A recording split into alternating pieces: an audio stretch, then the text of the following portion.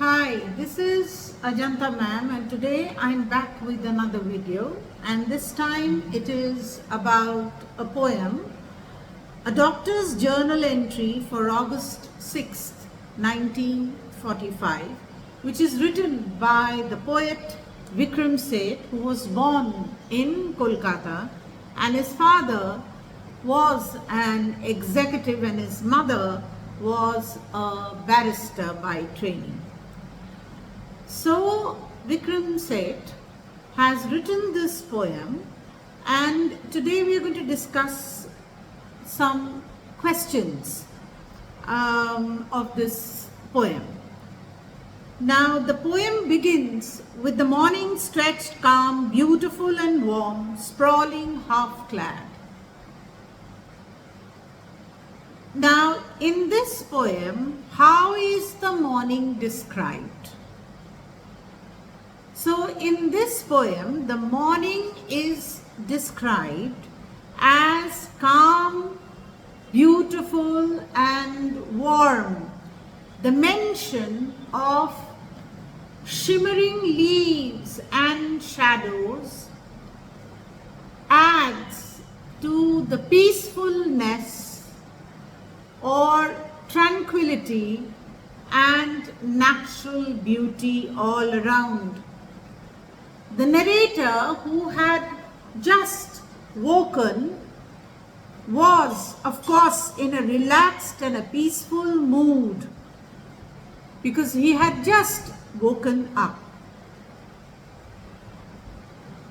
Now a strong flash, then another, startled me, and I saw the old lantern brightly lit magnesium flares. Now what startled the narrator? The narrator is startled by consecutive strong flashes of light coming from the old stone lantern, and he is thinking of the magnesium flares that is seen during the wars. What happens after he sees those flares? The roof and the walls of the building collapsed.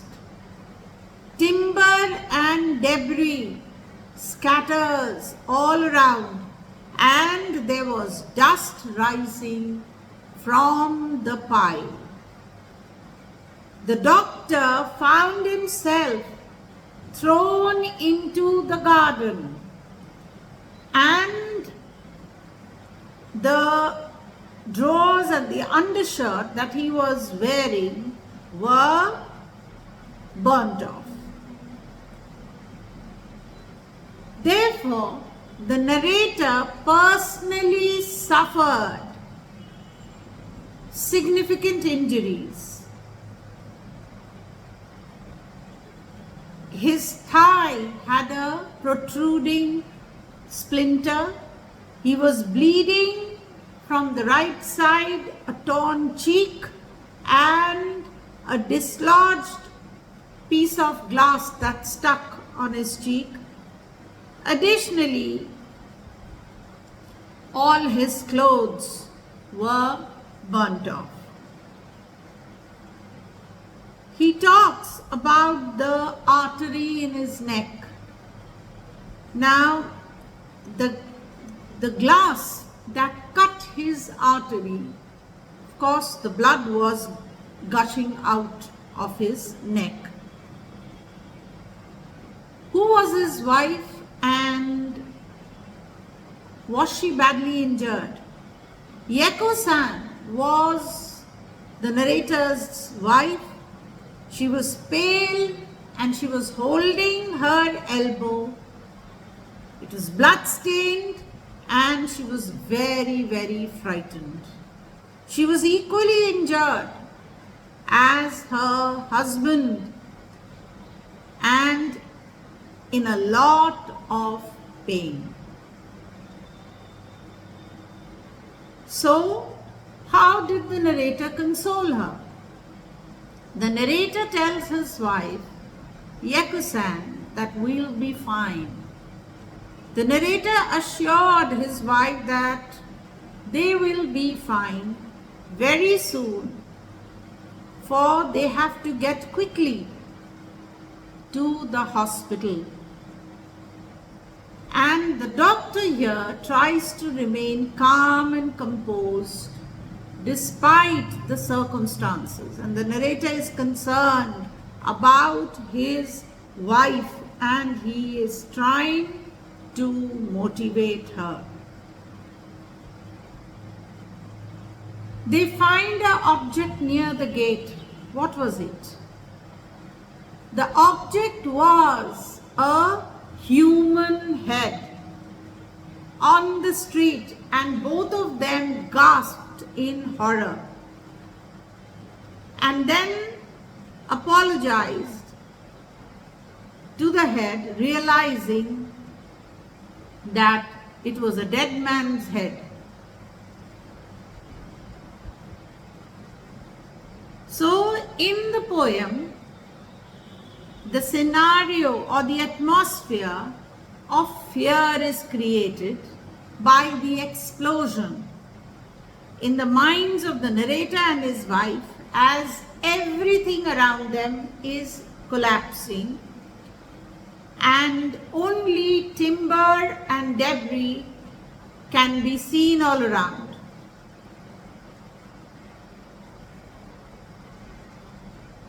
Now, as they are walking towards the hospital, what are the strange sights that they saw? A house was standing like a pack of cards. It swayed, tilted, and then collapsed. The swirling of dust gave rise to fire and was spread by winds. The narrator makes the decision to go to the hospital for help and also to help the staff, but he could not get up and he had a splinter in his thigh and his artery in the neck was cut and he was bleeding very badly. Therefore, he asked his wife to go alone and seek help. The narrator could not walk due to his injuries in his thigh and forcing them to sit on the ground in complete exhaustion because he was bleeding profusely. They were thirsty, they lacked water, and due to the smoke and dust, they were short of breath, and despite being naked, there was no shame.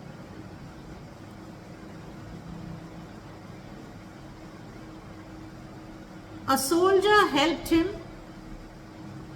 He gave him the towel he had around his neck to the narrator, and this act symbolized the soldier's willingness to give what he had to help another, showcasing basic human goodness. And this gesture of the soldier provides the narrator with a sense of care and support, boosting his self-confidence amongst the horrific situation all around. What was the state the narrator was in? His legs were stiff from dried blood. He was unable to walk. He was still bleeding profusely. And he could not go on any further. His mind was racing, but his body could not keep up the speed. And therefore, he asked his wife to go ahead and seek help. Describe the appearance of the people whom the narrator saw on the way to the hospital. The people the narrator saw appeared as humans, but they were like zombies. They were like resembling ghosts and scarecrows. They walked like zombies with outstretched arms. Despite being naked, they exhibited no shame. It was an eerie atmosphere, silence all around, symbolizing the shock and the trauma that the people of Japan experienced after the bombing. So people were walking and their outstretched arms, they were like ghost-like figures. They had burnt badly, and any movement, skin against skin, when flesh touched flesh, it was very, very painful. So it was best to keep their arms outstretched, and everybody was in a state of shock, and there was complete silence.